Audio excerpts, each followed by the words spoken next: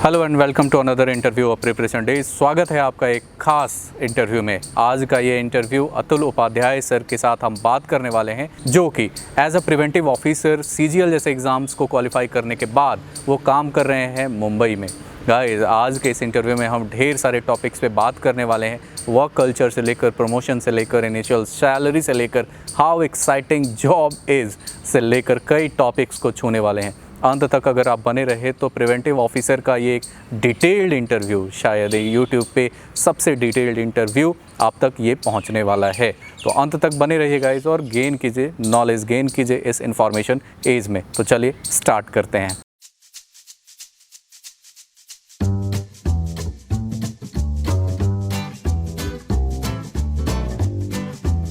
Sir, स्वागत है आपका प्रिपरेशन डेज में। प्लीज़ हमारे व्यूअर्स को आप अपने बारे में बताइए। Please introduce yourself. Actually Sanjeev ji, मैं जब 11th में था, 2011 में मैंने 11th पास आउट किया, तो तभी से मेरा मन था कि मुझे गवर्नमेंट जॉब में ही जाना है। उसके बाद जब मैंने एक्सप्लोर किया तो मैंने देखा कि एसएससी के थ्रू काफ़ी सारी वैकेंसी निकलती है और एक अच्छी अपॉर्चुनिटी देता है एसएससी, जिसमें ग्रुप बी और ग्रुप सी दोनों को देता है वो, जिसमें ग्रुप बी में इंस्पेक्टर लेवल की जॉब भी देता है। उसके बाद से ही मैंने मन बनाया था कि मैं एसएससी की प्रिपरेशन करूंगा और कोई गवर्नमेंट जॉब लूंगा। उसके बाद मैंने एसएससी की कोचिंग स्टार्ट किया लेना 2013 से। एक साल मैंने घर पे ही प्रिपरेशन किया 2012 तक। 12 के बाद मैंने 13 में कोचिंग ज्वाइन किया, तो मैंने देखा इसमें इंग्लिश आता है, मैथ है और जीएस और रीजनिंग का इम्पोर्टेंट है। तो फिर मैंने एक साल उसके बाद इंग्लिश की कोचिंग किया सिर्फ 2013 से 14 तक का। उसके बाद फिर मैंने मैथ की कोचिंग स्टार्ट किया लेना। एक साल मैंने मैथ किया, तो मैंने ये मेजर जो सब्जेक्ट थे इसमें वो मैंने 2 साल में कवर किया। उसके बाद मैंने जीएस की कोचिंग स्टार्ट की लेना। तो मैंने 14 में मैंने ग्रेजुएशन अपना कंप्लीट किया था। 15 में मैंने इसका फर्स्ट जो एसएससी का एग्जाम था ग्रेजुएशन के बाद वो देना था मुझे, तो मैंने 15 तक मैंने अपना पूरा जो भी सिलेबस होता है इसका वो कंप्लीट कर लिया था और मेरी तैयारी जो प्रिपरेशन थी वो लगभग पूरी हो चुकी थी। तो मैंने 15 में फिर एग्जाम दिया, तो मेरा फर्स्ट अटैम्प्ट में ही ये पास आउट हो गया। 2015 में मैंने एग्जाम दिया, सीजीएल प्री दिया, मेंस भी 15 में हुआ और 16 में मेरा इंटरव्यू हुआ था फरवरी में और 17 में मेरी ज्वाइनिंग हो गई। तो मेरा फर्स्ट एग्जाम ही मेरा फर्स्ट टाइम में ही क्वालिफाई हो गया था। अगर आज की बात की जाए सर, तो कोचिंग इंस्टीट्यूट्स कितना महत्व रखते हैं सीजीएल जैसे एग्ज़ाम्स को क्वालिफाई करने में? आपके विचार से कितना महत्व रखते हैं ये कोचिंग इंस्टीट्यूट्स किसी स्टूडेंट को सेलेक्ट करवाने में? ये वैसे तो मैं मानता हूँ पर्सन टू पर्सन डिपेंड करता है, लेकिन मेरे लिए ये क्या है, एक्चुअली आप इसमें देखेंगे जीएस, अगर एक सब्जेक्ट उठाया है, जीएस उठाया जाए, तो जीएस अपने आप में इतना ब्रॉड सब्जेक्ट होता है कि अपने आप में क्या कवर करना है हमको खुद नहीं पता होगा। अगर हम किसी कोचिंग में जाएंगे तो कोचिंग के थ्रू हमें कम से कम एक गाइडेंस मिलेगा कि इस गाइडेंस में हमें चलना है, कितना सिलेबस कवर करना है और कैसे हमें तैयारी करनी है और किस तरीके से हम किसी सब्जेक्ट मान लो हिस्ट्री है या ज्योग्राफी है, तो हम इस सब्जेक्ट को किस तरह से पढ़ सकते हैं। आप कोई भी सब्जेक्ट, मैथ भी लीजिए, मैथ में कितना मैथ पढ़ना है, कौन सा क्वेश्चन करना है या कौन से चैप्टर में हमें ज़्यादा एम्फेसाइज करना है, कौन से चैप्टर को हमें कम ध्यान देना है, वो हमें कैसे पता चलेगा। एक अगर हम जीएस में पढ़ेंगे तो जीएस में कोचिंग अगर हम स्टार्ट करेंगे लेना, तो वो बताएंगे कि ज्योग्राफी को हम ऐसे पढ़ सकते हैं, ज्योग्राफी मैप को हमें इतना पढ़ना है, हिस्ट्री को हमें इतना पढ़ना है, एंशियंट हिस्ट्री को इतना पढ़ना है, कितना पढ़ना है। तो हम, मुझे लगता है, मेरी समझ से अगर कोचिंग हम लेंगे ज़्यादा नहीं तो एक बार हम अगर सब्जेक्ट को या एक टॉपिक को हम एक कोचिंग में अटेंड करके कंप्लीट करेंगे तो ज़्यादा बेटर रहेगा। अतुल सर, जब आप तैयारी कर रहे थे तो आपके सामने सबसे बड़ा बिगेस्ट हर्डल सब्जेक्ट वाइज कौन सा था? कौन से सब्जेक्ट में आपको सबसे कठिन लगा उसको पार करने में? प्लीज़ हमारे व्यूअर्स को बताइए और ये भी बताइए कि कैसे आपने उसको पार किया। मैंने जो भी अपनी स्टडी की थी यूपी बोर्ड से की थी, तो मोस्टली यूपी बोर्ड वालों के लिए इंग्लिश ही सबसे ज़्यादा ऑब्स्टेकल होता है। तो जैसा मैंने आपको बताया, सबसे मैंने जो कोचिंग पहले फर्स्ट ली थी मैंने इंग्लिश के लिए ही ली थी, क्योंकि इंग्लिश को सबसे ज़्यादा मेरी ऑब्स्टिकल जो भी थी, सबसे बड़ी ऑब्स्टिकल वो मेरे लिए इंग्लिश को ही क्वालिफाई करना था। और मेजर एसएससी में सीजीएल में सबसे ज़्यादा जो ब्रॉड और सबसे ज़्यादा इम्पोर्टेंट जो भी सब्जेक्ट है इंग्लिश ही है, क्योंकि मार्क्स मैथ और इंग्लिश ही देते हैं 2 सब्जेक्ट। तो इंग्लिश को अगर मैं अच्छे मार्क्स ले आता हूँ तो मैंने सोचा सबसे मतलब अच्छी जॉब मैं पा सकता हूँ। इसलिए मैंने 1 साल सबसे पहले इंग्लिश को ही दिया। इंग्लिश में और अपनी ऑब्स्टेकल क्या है, ये सबसे ज़्यादा खुद को ही पता चल सकता है, दूसरा कोई नहीं बता सकता।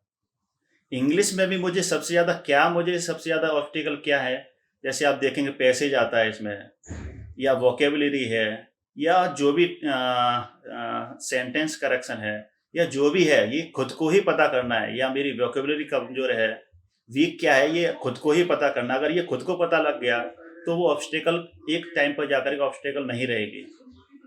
तो ये मैंने देखा इंग्लिश तो मैंने स्टार्ट किया। इंग्लिश में मैंने क्या-क्या वीकनेस है ये मैंने खुद को पता करना स्टार्ट किया।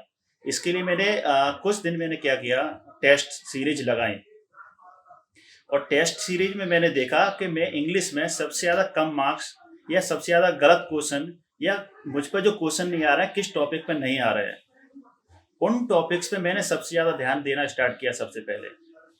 उसी पे मैंने ध्यान दिया, और आप देखेंगे एक-एक महीने के लिए मेरे जैसे वोकेबुलरी है, मैंने देखा मेरी वोकेबुलरी वीक है, मेरे सिनोनिम्स, एंटोनिम्स या पैसेज में मुझे वोकेबुलरी कम आ रही है, तो मैंने करीब 1 डेढ़ महीना उसी वोकेबुलरी को ही दिया। तो मैंने उसको वीक पॉइंट को सबसे पहले मैंने अपना स्ट्रांग पॉइंट बनाया। तो जो मेरी ऑब्स्टेकल थी रास्ते में, धीरे-धीरे मैंने कर के उनको सबसे पहले हटाया, और वो एक पॉइंट पे जाकर के मैं अपनी स्ट्रांग वीक पॉइंट को ही मैंने अपना स्ट्रांग पॉइंट बना लिया। उसके बाद फिर मैंने यूपी बोर्ड से पढ़ा था, मैथ मेरा तो ठीक था शुरू से ही, तो मैथ भी मैंने बाद में स्टार्ट किया, इसलिए मैंने जो वीक पॉइंट है मैंने सबसे पहले उसी को लिया। लेकिन कुछ स्टूडेंट जैसे क्या करते हैं, उनका मैथ में इंटरेस्ट होता है, तो सबसे ज़्यादा वो मैथ ही लगाते रहते हैं, मैथ के ही क्वेश्चन सबसे ज़्यादा करते रहते हैं, मैथ के ही क्वेश्चन सबसे ज़्यादा करेंगे। लेकिन उनको समझना चाहिए कि जो वीक पॉइंट है सबसे पहले उसी पे ध्यान देना है। तो मेरा सबसे वीक पॉइंट इंग्लिश ही था, तो इंग्लिश को ही सबसे पहले कवर किया, और इंग्लिश को मैंने 1 साल पूरा दिया, और 1 साल के टाइम में मैंने अपना पूरा ध्यान देकर उसको स्ट्रांग पॉइंट बनाया अपना।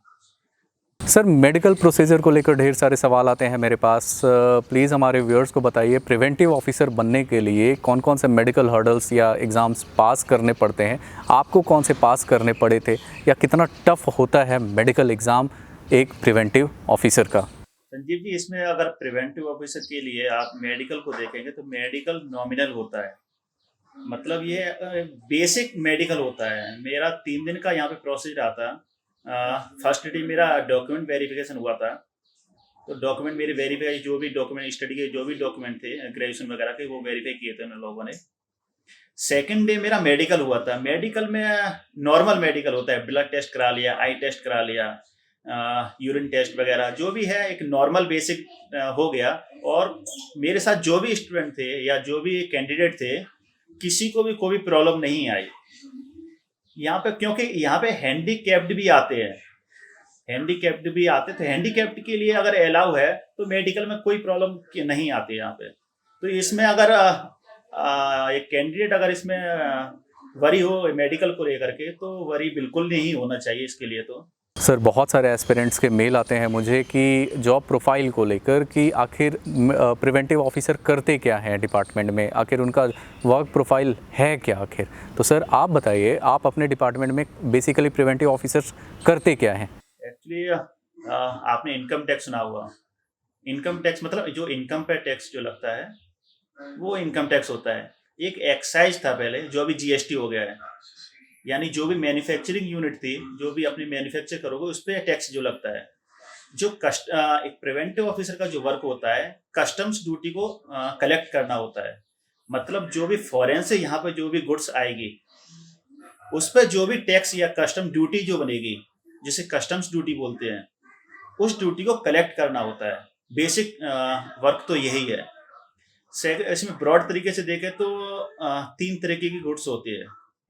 एक तो ड्यूटीएबल गुड्स होती है, जिसपे ड्यूटी दो और गुड्स को इंपोर्ट कर लो।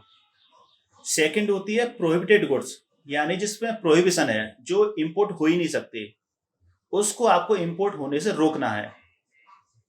और थर्ड वन जो होती है रेस्ट्रिक्टेड गुड्स जो होती है, उस पर मतलब कुछ रेस्ट्रिक्शन लगे हुए हैं, कुछ कहीं से परमिशन लो और उसको ले आओ, तो वो रेस्ट्रिक्शन देखते हैं उसने कंप्लीट किया है या नहीं किया है।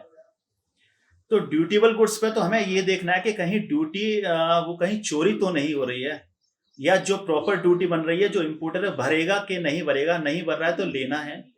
या और जैसे मिस डिक्लेरेशन होता है इसमें, मतलब गुड्स और कुछ ला रहा है, डिक्लेयर उसने और कुछ कर दिया, तो उसके लिए हमने एग्जामिनेशन रखा है, हम गुड्स का एग्जामिनेशन करते हैं। और दूसरा होता है इसमें स्कैनिंग वगैरह भी होते हैं, जो कंटेनर्स आते हैं उनका स्कैनिंग होता है, यानी उसमें कुछ छुपा हुआ तो नहीं है कंटेनर्स में। जैसे आप गुड्स भी क्या होती है, एक एयरपोर्ट के थ्रू आती है, कार्गो एयर के थ्रू कार्गो में जो आती है, दूसरा आती है सी के थ्रू आती है। तो दोनों जगह पे प्रिवेंटिव ऑफिसर बैठा बैठा होता है। उनका काम यही है, गुड्स को एग्जामिनेशन करना है, जो प्रॉपर ड्यूटी बन रही है वो प्रॉपर ड्यूटी कलेक्ट करना है, और रेस्ट्रिक्टेड नहीं है या प्रोहिबिटेड गुड्स तो नहीं आ रही, उसको रोकना है। प्रोहिबिटेड गुड्स जैसे ड्रग्स है, ड्रग्स हमारे यहाँ पे अलाउ नहीं है, या आर्म्स एम्यूनिशन है, वो नहीं आने चाहिए, तो वो कहीं कोई इम्पोर्टर गलत तरीके से उसको ला तो नहीं रहा है, वो होता है। दूसरा, एयरपोर्ट पे आपने सुना होगा गोल्ड की स्मगलिंग चलती है, तो कोई गुड्स गोल्ड को कोई छुपा के तो नहीं ला रहा है, कहीं पे हाइड करके ला रहा हो, कंसील करके ला रहा हो, उस चीज को हमें रोकना होता है। तो बेसिक वर्क यही होता है। सर हज़ारों कैंडिडेट्स आते हैं यूपीएससी के सपनों को लेकर, सीजीएल जैसे एग्ज़ाम्स को एज अ बैकअप रखते हैं और वो ये सोचते हैं कि अगर यूपीएससी में नहीं हुआ तो सीजीएल एक बैकअप रहेगा। आपकी नज़र में सर प्रिवेंटिव ऑफिसर के रूप में ज्वाइन करने के बाद पढ़ाई के लिए कितना वक्त मिलेगा? देखिए, as a preventive officer work तो आपको करना ही होता है। दूसरा इसमें क्या, अगर आपने यूपीएससी की पहले से प्रिपरेशन कर रखी है तो मुझे ऐसा लगता है कि आप कंटिन्यू कर सकते हो। लेकिन अगर आप ये सोचो मैं सीजीएल की तैयारी करके preventive officer, as a preventive officer मैंने ज्वाइन कर लिया, उसके बाद मैं यूपीएससी की तैयारी करूं, तो आप ड्यूटी को करते हुए साथ में आप यूपीएससी की तैयारी करना स्टार्ट करो, तब आप क्वालिफाई करो, तो मुझे लगता है बहुत ही ज़्यादा डिफिकल्ट होगा। अगर आपने यहाँ तैयारी की है, तो कुछ बंदे ऐसे हैं जो उसको कंटिन्यू करते हुए यहाँ से निकल के गए हैं। लेकिन आप सिर्फ सीजीएल की तैयारी करके आप आ गए और यूपीएससी की तैयारी पहले से नहीं की है, और आप ड्यूटी करते हुए आप यूपीएससी की तैयारी करना स्टार्ट करो और आप जॉब लेना चाहो, तो मुझे लगता है बहुत ही ज़्यादा डिफिकल्ट होगा। ये पॉसिबल कहना इम्पॉसिबल तो कुछ नहीं होता, लेकिन मेरी समझ में ये थोड़ा डिफिकल्ट तो होगा, बहुत ज़्यादा डिफिकल्ट होगा, क्योंकि इसमें ऑफिस वर्क तो रहता ही है, इतना नहीं लेकिन time to time office work रहता है। वुमेन कैंडिडेट की बात की जाए तो प्रिवेंटिव ऑफिसर के रूप में कितना आप का एक्सपीरियंस क्या कहता है, कितना सेफ़ है या कितना एडवाइजेबल है एक वुमेन कैंडिडेट के लिए एज अ प्रिवेंटिव ऑफिसर? देखिए, ये वुमेन कैंडिडेट आप देखोगे तो हमारे साथ काफ़ी सारी फीमेल वर्कर्स हैं, और सुपरिटेंडेंट भी हैं। मतलब हमारे पास जो प्रमोशन सुपरिटेंडेंट का होता है, तो सुपरिटेंडेंट भी हैं और अच्छे से वर्क करती हैं। इसमें मेल और फीमेल का यहाँ पे मतलब मुझे नहीं लगता कोई भी डिफरेंस लगता है। बल्कि यहाँ पे अगर फीमेल कैंडिडेट आती हैं तो अपने आप को एडवेंचर देखने को मिलता है उन्हें। जैसे कहीं सर्च टीम जाती है, हमें सर्च करने का भी मौका मिलता है, तो सर्च पे जाती है तो लेडीज वर्क जाते हैं। तो एक लेडीज क्या होता है, जैसे कहीं भी जाती है तो ऑफिस वर्क में ही रह जाती हैं वो।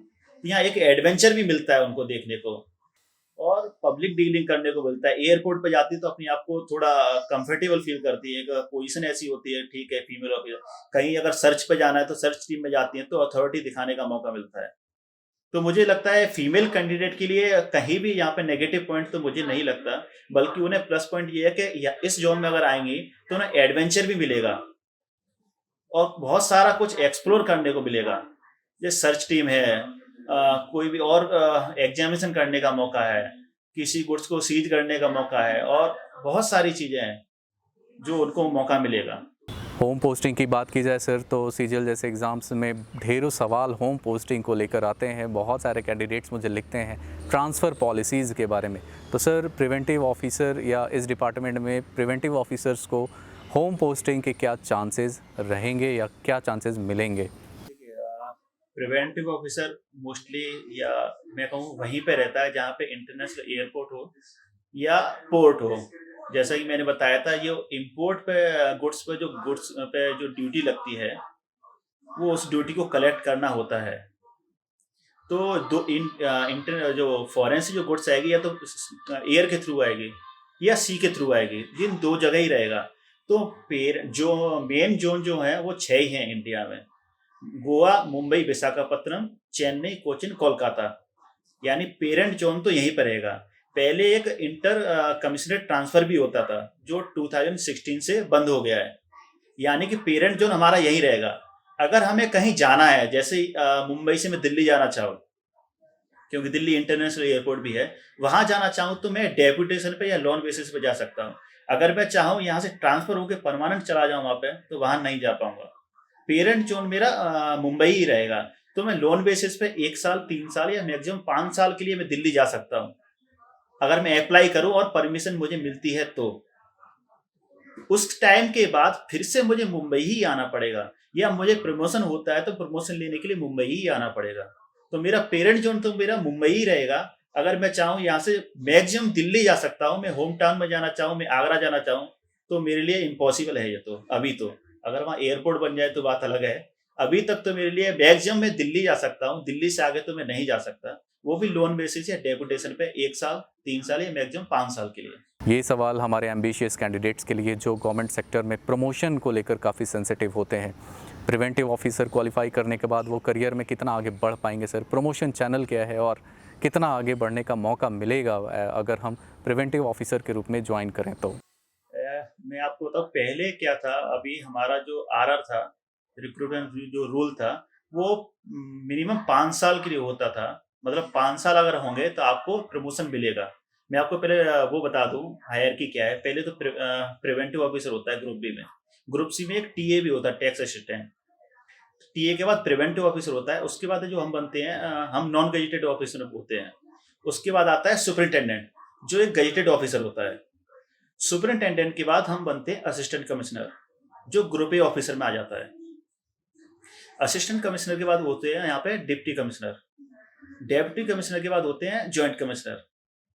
ज्वाइंट कमिश्नर के ऊपर होता है एडिशनल कमिश्नर। उसके बाद होते हैं कमिश्नर। कमिश्नर के बाद होते हैं प्रिंसिपल कमिश्नर, फिर चीफ कमिश्नर, फिर होते हैं प्रिंसिपल चीफ कमिश्नर। उसके बाद ये प्रमोशन जो भी होते हैं वो होते हैं मेंबर ऑफ बोर्ड के होते हैं। जो सीबीआईसी के जो मेंबर होते हैं ना, central board of indirect tax and customs का होता है सीबीआईसी का, उसमें मेंबर जाते हैं। तो वो तो ग्रुप यूपीएससी के थ्रू जो आते हैं, जो डायरेक्ट रिक्रूटमेंट होता है ग्रुप ऑफिसर का, यानी जो असिस्टेंट कमिश्नर होते हैं, वो वहां तक जा सकते हैं। हमारे लिए तो अभी क्या था, पहले 5 साल मिनिमम जॉब होनी चाहिए, मतलब जो 5 साल का आपका एक्सपीरियंस होना चाहिए, उसके बाद सुपरिटेंडेंट बनते थे। लेकिन 2019 में रिक्रूटमेंट रूल चेंज हुआ, जिसमें मिनिमम 2 साल कर दिया। तो अभी 2014 वालों का प्रमोशन हो गया है लास्ट ईयर। अभी जो प्रमोशन होना है, हमारा होना है, अभी क्या हुआ, लास्ट ईयर ही चेंज हुआ। इसलिए प्रिवेंटिव ऑफिसर जो है कमी है यहाँ पे। जैसे ही यहाँ पे ज्वाइनिंग हो जाएगी, हमारा प्रमोशन हो जाएगा। तो अभी प्रमोशन घट करके मैक्सिमम 3 साल में आपका प्रिवेंटिव ऑफिसर से सुपरिटेंडेंट बन जाओगे। जो पहले 7 से 8 साल लगते थे, अभी 3 साल मैक्सिमम अगर आप ज्वाइन करोगे, 3 साल में आप सुपरिटेंडेंट बन जाओगे, जो गजेटेड ऑफिसर बन जाओगे। उसके बाद आपको असिस्टेंट कमिश्नर बनने में मुझे लगता है 10 से 15 साल लगेंगे, क्योंकि वहां पे स्टेगनेशन हो जाता है। क्योंकि वहां पे group A officer direct recruitment और प्रमोशनल का जो परसेंटेज जो रहता है, वो उसमें इश्यू होता है, और इसलिए हमारा स्टेगनेशन हो जाता है। इसलिए वहां पे प्रमोशन होने में थोड़ा टाइम लगेगा। लेकिन आप देखोगे प्रिवेंटिव ऑफिसर सुपरिटेंडेंट बनने में आप 3 साल में बन जाओगे। आप गजेटेड ऑफिसर बन जाओगे 3 साल में। उसके बाद तो जो डिप्टी कमिश्नर बनते हैं वो अपना अलग ही चलता है। एक्साइटमेंट सर, एक दूसरा फैक्टर उभर कर आ रहा है। अब बहुत सारे कैंडिडेट्स बोरिंग जॉब को नहीं चाहते हैं। कितना एक्साइटिंग है आपका job as a preventive officer? जैसा मैंने आपको बताया था कि हमें यहाँ पे सर्च करने का मौका मिलता है, अरेस्ट करने का मौका मिलता है। एटलीस्ट मैंने भी जो फ्रॉडुलेंट हैं उनको अरेस्ट किया है। तो हमें सर्च करने का मौका मिलता है। और यहाँ पे आप मुंबई में देखिए, हर 6 महीने में आपकी ऑफिस चेंज होता है। तो मतलब एक जैसे सेक्शन होता है, एक जहाँ पे 3 जोन है, जोन 1, जोन 2, जोन 3। तो कोई जोन 3 साल के लिए, कोई जोन 2 साल के लिए। और 3 साल के लिए जैसे जोन जोन 1, जोन 2, जोन 3 है, तो जोन 2 में आप आए 3 साल के लिए आए, तो वहां पे भी हर 6 महीने पे आपका रोस्टर चेंज होता है। तो सेक्शन चेंज जो होगा तो वहां पे बोरियत नहीं होगी। अगर आप एक ही काम को 5 साल 6 साल लगातार करते रहोगे तो एक टाइम पे आपके आकर के आप बोर हो जाओगे। यहाँ पे क्या होता है, हर 6 महीने पे आपको कुछ नया वर्क करने को मिलेगा। तो एक नया वर्क करने को, तो एक नई एक्साइटमेंट मिलती है। तो जैसा मैंने आपको बताया, एक मान लो 6 महीने आपने ऑफिस वर्क किया, 6 महीने ऑफिस करने में थोड़ा 6 महीने बाद एक रेगुलर वर्क करने में आपको बोरियत है, लेकिन 6 महीने बाद फिर चेंज हुआ तो एक नया एडवेंचर मिलेगा। मान लो आपको स्ट्राइकिंग यूनिट या इंटेलिजेंस यूनिट में आपकी पोस्टिंग हो गई, तो आपको हो सकता है सर्च करने पे जाना पड़े। तो सर्च करने जाओगे, एक एडवेंचर होगा सर्च करने, जैसे मूवीज में देखते हैं आजकल कि हम सर्च करने गए, एक को पकड़ा, दो को पकड़ा, अरेस्ट किया या स्टेटमेंट लिया हमने, तो हम पकड़ के लाए, स्टेटमेंट ले रहे हैं। तो ये अलग तरीके का एडवेंचर होता है। स्टेटमेंट लेने के बाद उसको अरेस्ट किया, अगर वो हुआ तो अगर उससे रिकवरी करना है तो कैसे करना है, या उसने फ्रॉड किया है तो कैसे आपको डॉक्यूमेंट उसके सीज करने हैं, या उसके जो प्रीमाइसेज है उसको सीज करना है, या उसके गुड्स को सीज करना है, या फॉरेंसिक जांच करने, उसके जो कंप्यूटर उसको सीज किया उसको फॉरेंसिक एग्जामिनेशन के लिए ले जाना है। तो वो सारे बहुत सारे एडवेंचर मिलते हैं। मुझे नहीं लगता कि प्रिवेंटिव ऑफिसर अगर आप ज्वाइन करोगे तो आप बोरिंग फील करोगे, मुझे नहीं लगता। क्योंकि आप जैसे मान लो इसमें सीजीएल में पोस्ट ऑफिस के इंस्पेक्टर भी होता है, या और भी, मैं उसको बुराई तो नहीं कर रहा, लेकिन मान लो आप किसी भी डिपार्टमेंट में गए और एक रेगुलर वर्क करते ही करते आपके 5 साल 6 साल 10 साल 20 साल अगर निकल गए आपके, तो एक टाइम पे आकर के आपको लगेगा वही वर्क चल रहा है, आ रहे हैं जा रहे हैं, वही वर्क कर रहे हैं। लेकिन यहाँ पे हर 6 महीने में 6 महीने बाद आपको एक नया वर्क करने को मिलेगा, तो आपको बोरिंग आपको बिल्कुल भी फील नहीं होगा। सैलरी की लड़ाई सर हमेशा रहती है, private job versus government job. Salary कितना एक्सपेक्ट किया जा सकता है 4600 ग्रेड पे में? मुंबई जैसे सिटीज़ में अगर एचआरए मिल रहा हो तो इनिशियल सैलरी की बात करें सर तो? देखिए, अभी मेरा बेसिक पे 49,000 है। जब मैंने ज्वाइन किया था 44,900 था मेरा। उस पर 27% आप देखोगे एचआरए मिलता है। तो 45,000 और 12,000 वो मान लो, तो मेरा 57,000 ये हुआ। उसके बाद मेरा डीए मिलता है, टीए मिलता है। तो अगर आप अभी ज्वाइन करोगे तो मुझे लगता है आपकी इन हैंड सैलरी 60 से 70 के बीच में होगी। जो हमारा जो पीएफ में जो जमा होता है उतना ही अब तो गवर्नमेंट जी जमा करती है। उसको अगर जमा करने के बाद भी आप मेरे हिसाब से चलोगे तो 60 से 65,000 की आपको इन हैंड सैलरी अभी मिलेगी। सर आज भी बहुत सारे कैंडिडेट्स फाइट कर रहे हैं अपने सपने को लेकर, सीजीएल ड्रीम को लेकर फाइट कर रहे हैं। उन कैंडिडेट्स के लिए आप क्या कहना चाहेंगे, आप क्या मैसेज देना चाहेंगे इन कैंडिडेट्स को प्लीज़? देखिए, मैंने आपको पहले ही बताया कि जो ऑब्स्टेकल जो होती है, सबसे बड़ी ऑब्स्टेकल क्या होती है, खुद की आपको जो वीकनेस है वही पता नहीं होना। जिस दिन आपने अपने आप को वीकनेस पता कर ली कि मेरे अंदर ये वीकनेस है, तो या तो आप उसको वीकनेस को स्ट्रॉन्ग पॉइंट बना लो, या फिर आप उस फील्ड को ही छोड़ दो। अगर आपकी वीकनेस आप उसको स्ट्रॉन्ग पॉइंट नहीं बना पा रहे हैं, तो ऑब्स्टेकल जो भी है आप उसको दूर नहीं कर पा रहे हैं, तो सबसे पहले तो आपको अपने अंदर ही वीकनेस पता करनी पड़ेगी कि मेरे अंदर वीकनेस क्या है। मान लो मैथमेटिक्स में आपने बोला, मैथ्स में जो ब्रॉड सब्जेक्ट है वो काफ़ी सारे स्टूडेंट्स को प्रॉब्लम होती है। मान लो मुझे लगता है कि मेरा एडवांस मैथ मेरा अगर वीक है, तो या तो एक मेथड है, मैं अपने एडवांस मैथ पे अगर मैं एम्फेसाइज कर करके उसको ही मैं अपना स्ट्रॉन्ग बना लूँ, या दूसरा ये है मैं उन्हीं को लगा रहा हूँ, तो आप गलत वे में जाओगे। तो आप, मुझे लगता है आपने गलत फील्ड चुन लिया। अगर आप वीकनेस को आप अपनी दूर को नहीं कर पा रहे हो तो आपने गलत फील्ड चुन लिया है। इसमें आप देखते हो करीब 20 से 25 लाख स्टूडेंट एग्ज़ाम देते हैं और करीब 8 से 10,000 स्टूडेंट सेलेक्ट होते हैं फाइनल जो भी हैं।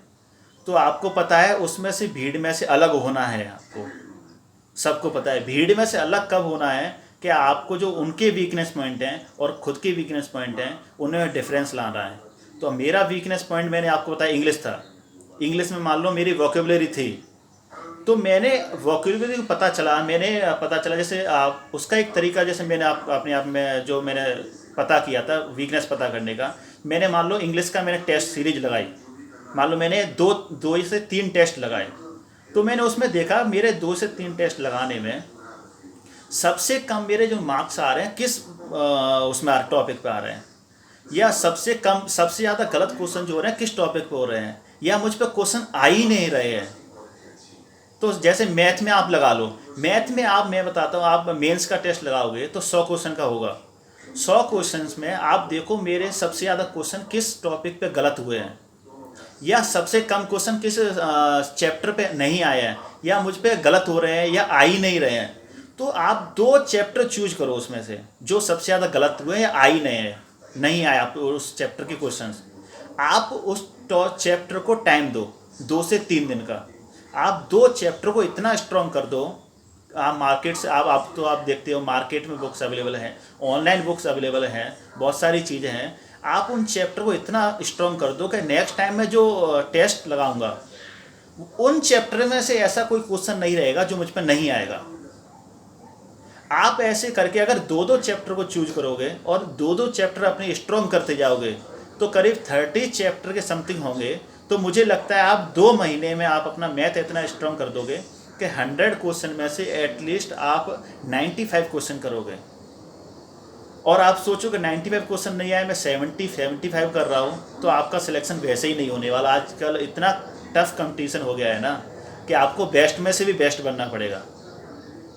ऐसे ही आपको इंग्लिश को चूज करना पड़ेगा। इंग्लिश में टेस्ट आप लगाइए और टेस्ट में देखिए मेरा वीक चैप्टर कौन सा बन रहा है, या मेरा वीक पॉइंट कौन सा है। जैसे वोकेबलरी है तो मुझे वोकेबलरी पे मुझे प्रॉपर टाइम दो आज। और आप ये सोचो मैं CGL की तैयारी करूं और मैं 3 महीने में मुझे एग्ज़ाम क्वालिफाई करना है, तो मुझे नहीं लगता 3 महीने में CGL की तैयारी हो पाएगी। आपको एक प्रॉपर टाइम देना पड़ेगा। फिर ये इंडिविजुअल टू इंडिविजुअल डिपेंड करता है।